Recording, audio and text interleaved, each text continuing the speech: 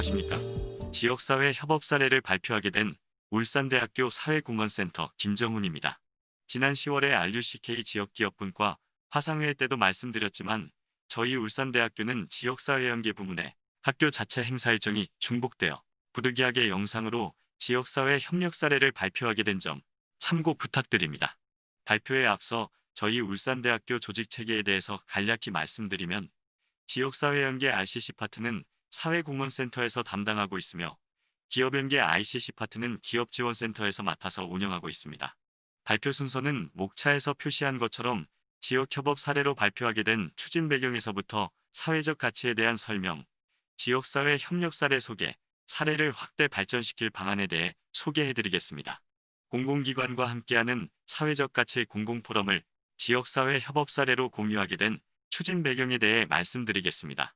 정부에서는 대통령직 속 지역발전위원회 및 한국지역개발학회 등을 통해 지역균형 발전에 관심을 가지고 2010년대 이후부터 공공기관 지방 이전을 실행해 왔습니다. 지방의 공공기관을 이전함으로써 수도권 집중화 현상을 막고 지역의 균형 발전과 지방 이전 공공기관으로 인한 지역인재 양성까지 고려하여 광역권 지역 발전을 위한 거버넌스 구축을 계획 및 실행해 왔습니다. 이로 인해 지방에도 공공기관 본원이 이전하게 되었고 울산에도 10개의 공공기관이 혁신도시를 중심으로 분포하게 되었습니다. 이를 100분 활용하는 의미에서 지역대학과 공공기관이 협력을 하게 되면 사회적 가치 창출의 시너지 효과가 날 것을 기대하여 공공기관과 대학의 협력 관계를 갖게 되었습니다.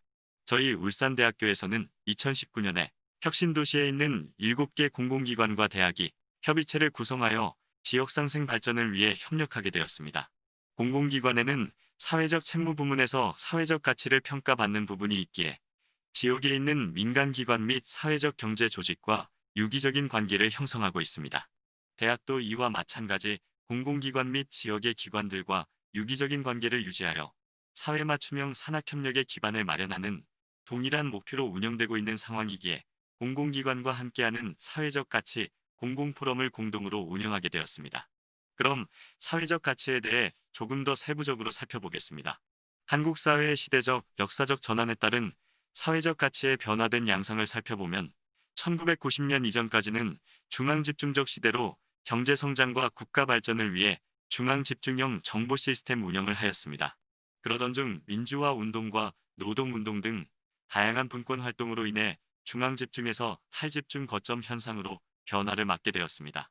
이때부터 경제성장과 함께 사회적 가치와 분배 문제를 한 축으로 관심을 가지고 지역의 동반 성장을 이룩하기 위해 힘쓰는 사회적 분위기의 변화가 나타났습니다. 2000년대 초반 이후부터 현재까지 경제성장과 함께 환경 문제, 부의 배분 문제, 인권 문제 등 고도성장으로 돌아보지 못했던 사회적 가치에 대해 많은 관심을 가지고 기업에는 사회적 책임을 요구하고 정부에서는 분산화 균형 정책을 펼치는 등 다양한 변화에 이르게 되었습니다. 방금의 내용을 간단히 도표로 살펴보면 90년대까지 우리나라의 경제 성장은 세계적으로도 유명한 한강의 기적을 이루었습니다. 2000년대 들어서는 인권 보장 확대에 대한 목소리가 나타나기 시작했고 환경적인 부분과 국민의 행복과 삶의 질을 중시하는 시대적 분위기로 변모하게 되었습니다. 그리고 2019년부터는 경제 성장의 패러다임을 국정 운영의 중심에 사람을 두고 일반 국민의 삶의 질 개선에 초점을 맞추고 지속 가능한 발전 방향을 중시하는 혁신적 포용국가로 변하게 되었습니다. 즉, 발전국가에서는 경제 성장에 집중하였다면 혁신적 포용국가에는 다양성, 인권, 투명성으로 포용을 중시하게 되었고 발전국가에서는 대기업 중심의 낙수 효과가 중요시되었다면 혁신적 포용국가에서는 참여, 혁신, 공동체, 미래 세대를 중요시하게 되었습니다.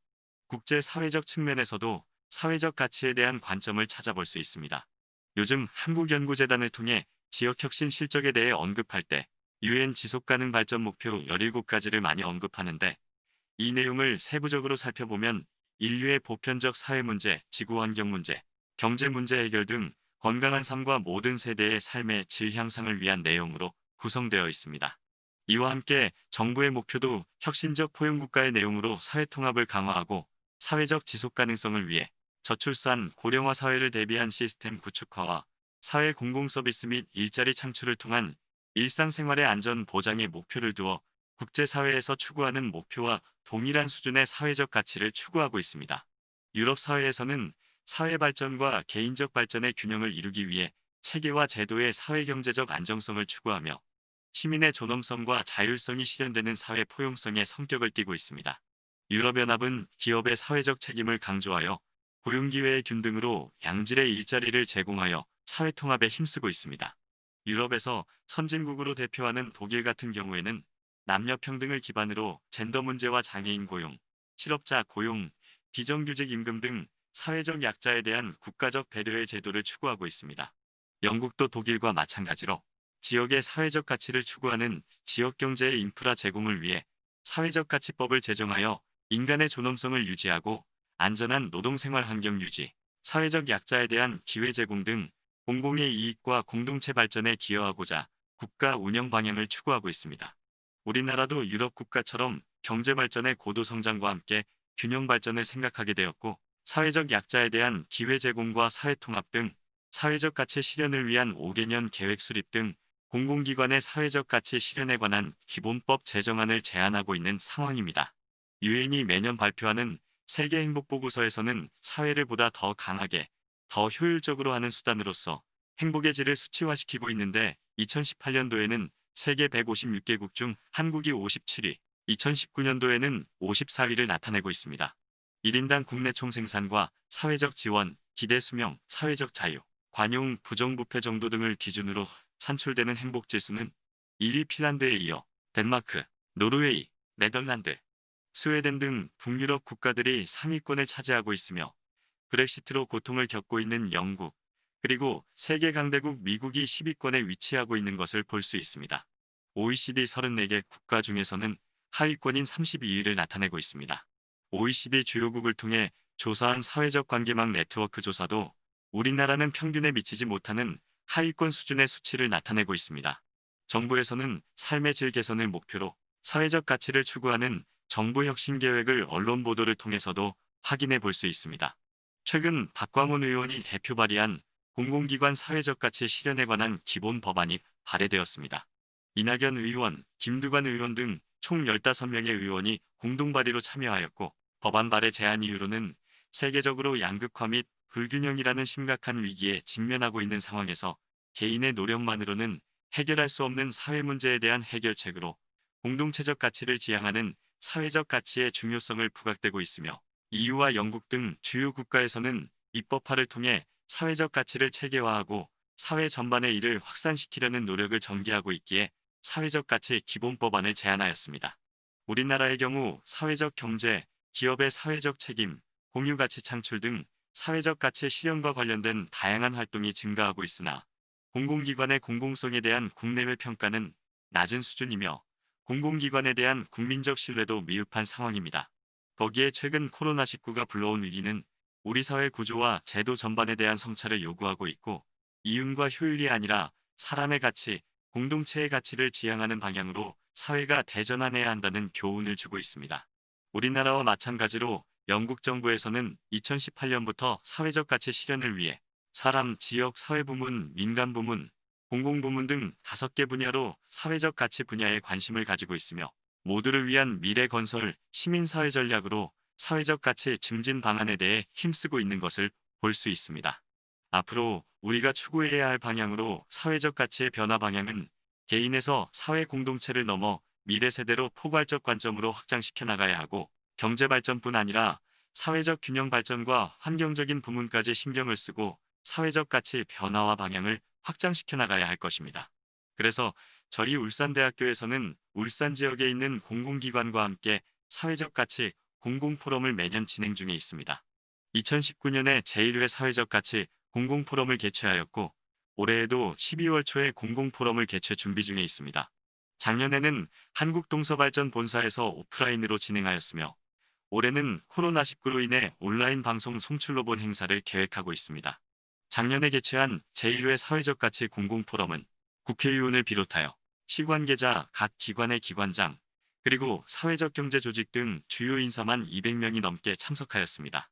이 행사에 지역에 있는 사회적 경제 조직 단체들의 사업을 홍보하기 위해 부스를 운영하여 기업의 업무를 홍보하는 기회를 제공하였고, 민간기업과 공공기관이 협업한 사례를 공유하는 등 유익한 시간을 가졌습니다.